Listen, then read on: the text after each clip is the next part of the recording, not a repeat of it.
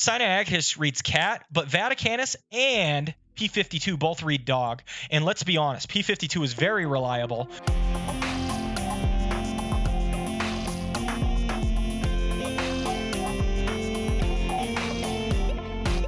Philip says, why did God not preserve the very first papers or documents of the Bible? I understand now. It's because this is going to seem like a cop-out or something, but that's just not the way God chose to preserve it.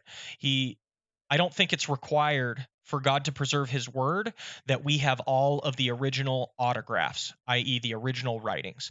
We have plenty of manuscripts that were very close to the original autographs, and to me, those are sufficient, okay? So, for example, let me give an example. May or may not work, but let's say somebody calls my house and needs to relay a message to me, and my wife answers, and she answers with this typical thing: can I take a message? And they say, yeah, sure. Tell Tanner that he needs to be there at 8. Okay. And she goes, okay, 8 o'clock. Writes it down, takes off. Okay. Now, do I have the original autograph? No, because the message was communicated to my wife, who then communicated it to me. Okay, so I don't have the original autograph. Is the information that was communicated to me still accurate? Yes, it is. My wife told me to be there at 8. That's what the original author told. So the information is still accurate. The autograph isn't needed. I don't need the original autograph to have accurate information. I'm just given accurate information. Now, here's the issue that I think you might be wrestling with is, well, what about our level of confidence that the information is accurate? See, that's different. If we had the original autographs, presumably our level of confidence that the information was accurate would be higher. I think that's what you're concerned with. But I think the fact that the Bible went out in multiple directions and we have multiple lines of transmission actually encourages us to understand the original better. You know what? I'm going to do a little graph on this. Okay, so here's the original autograph. And what Serum was asking is basically, why doesn't God preserve this? But I actually think he preserved it, but just his means of preserving it were different. We have many different lines of transmission. This is how this works. Honestly, this is a key idea for understanding manuscript transmission and why we get what we get. So we've got the autograph, the original autograph, but we don't have it anymore. Okay. Here's what happened. Let's say the autograph read this. Okay. The dog jumped over the fence. This is the original thing that was written. Okay. Now, here's what happens. This is what we actually have in terms of the manuscript tradition. Here, the text was transmitted, but it came out wrong. It actually reads, the cat jumped over the fence. So they messed up. Even in the first autograph, he got it wrong. He put the cat jumped over the fence instead of the dog jumped over the fence. Now, consequently, every manuscript in this tradition has something like the cat doing a thing. Okay? Now, we've got another manuscript tradition. These might be in all the manuscripts that are found in Egypt. Okay? But now we go to all the manuscripts that are found more in the Byzantine tradition. And it actually says the dog crawled under the fence. Okay? It says the dog crawled under the fence. Okay, that's different. Now, you go over here. And over here, it says the dog jumped over the wall. It doesn't say fence, it says wall.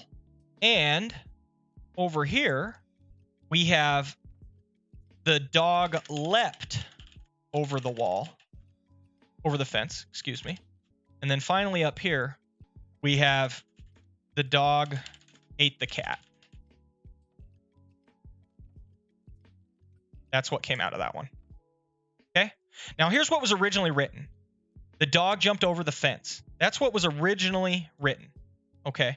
But we have all these different manuscripts that run in different traditions. And I want you to know it's not just 5 manuscripts. We have 15 manuscripts in the green arrow. We have 30 manuscripts in the yellow arrow. We have 500 manuscripts in the red arrow, etc.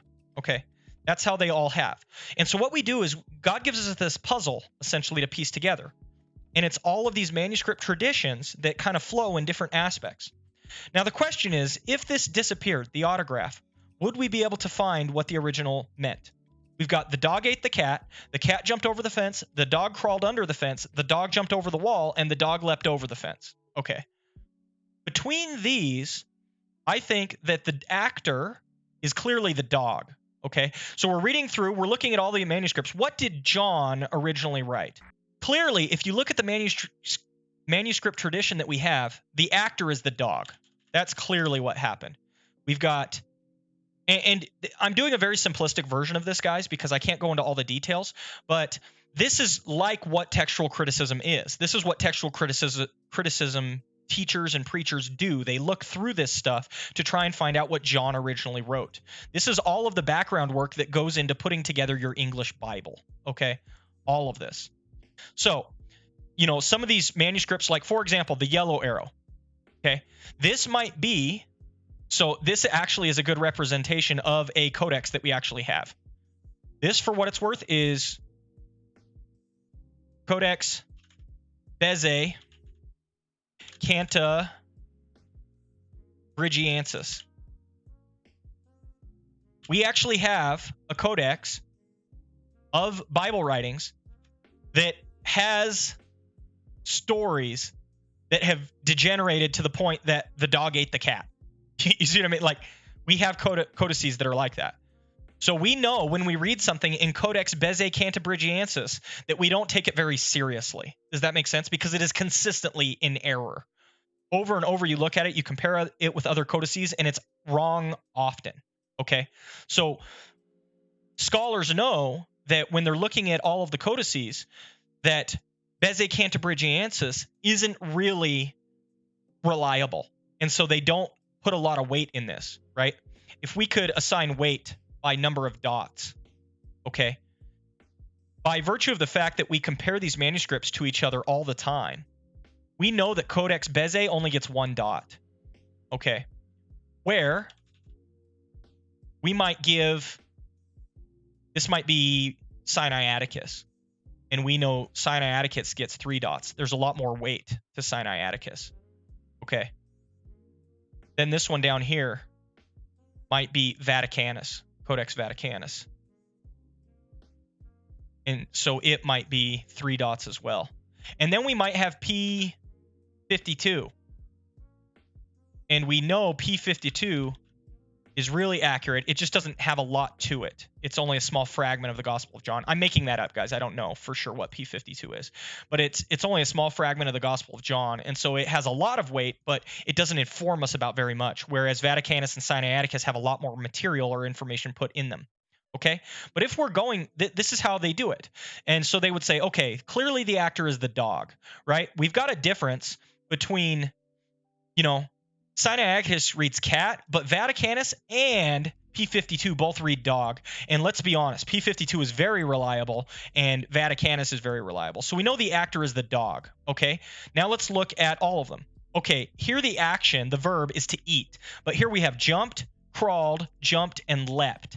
Okay, so clearly we've got 2 that talk about jumped, and they have a lot of weight to them. We have one that talks about leapt, which is jumped, but a different word. And then we have one that says crawled. All right, I'm not going to lie. I think Vaticanus is wrong here, guys. I think Vaticanus is wrong, and it's jumped.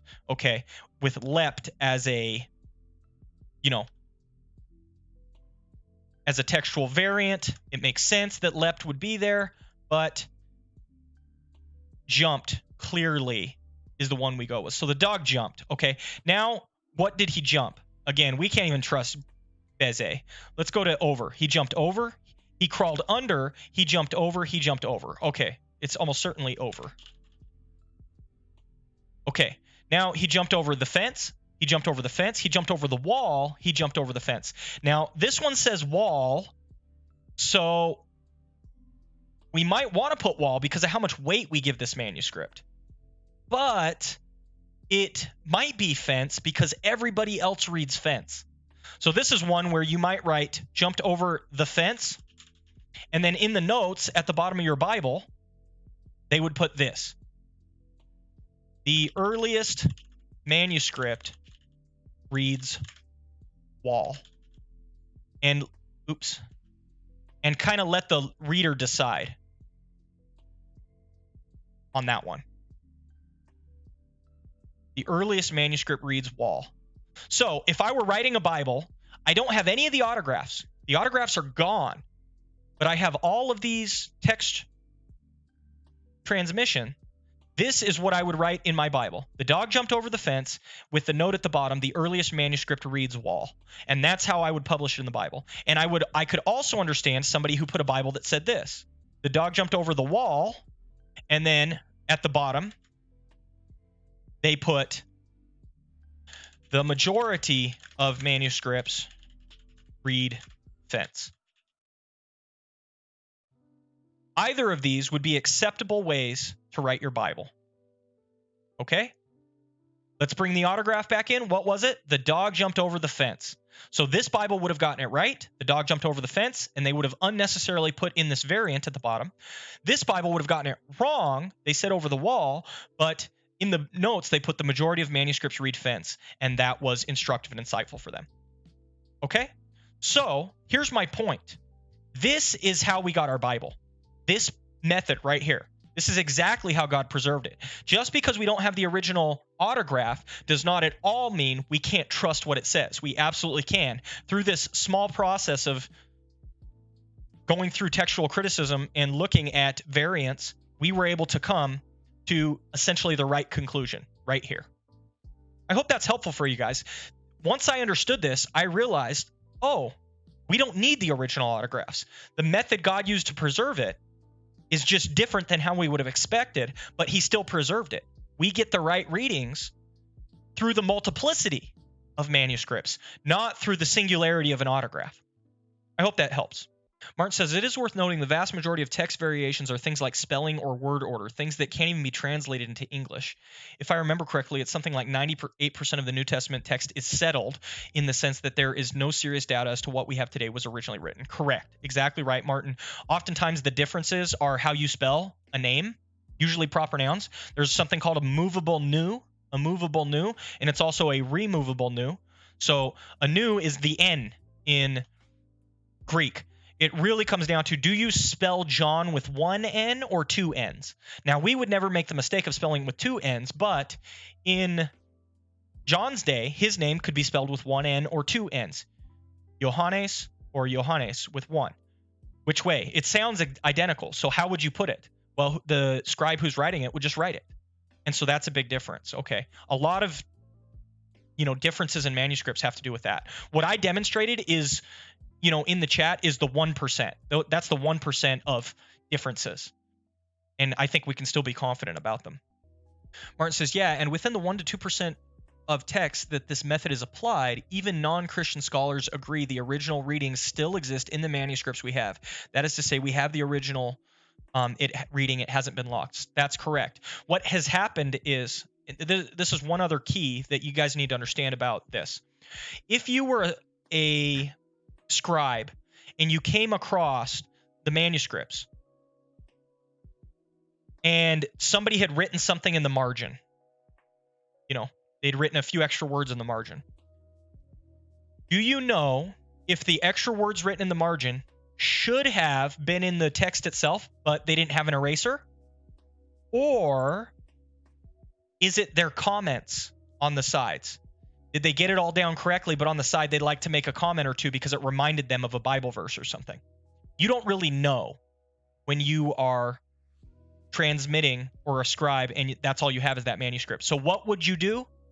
You would write all of it, just to be careful. So it's not that anything has been lost. It's that some words have been added that aren't God's words, and we just need to sort through which ones have been added and which ones haven't been added. Even if we don't know precisely whether it was wall, fence, gate, etc., we do know it's one of those. It's not something completely different that's just gone now. It is one of those. We have the right readings. The question is, which one is it? We're not 100% sure, but we can really come to a good conclusion.